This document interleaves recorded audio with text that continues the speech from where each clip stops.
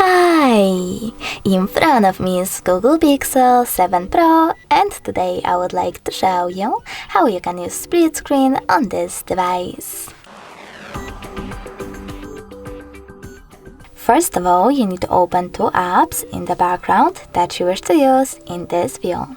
I will go with Chrome and YouTube.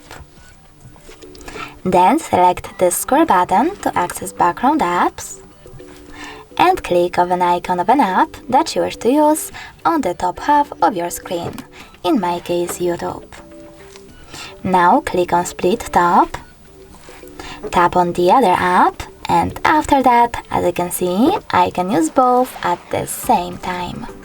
If you wish to go back from this mode, you can do that by dragging the first app upwards or downwards and selecting Home button. Thanks so much for watching. If you enjoyed this video, don't forget to leave a like, comment and subscribe. Bye!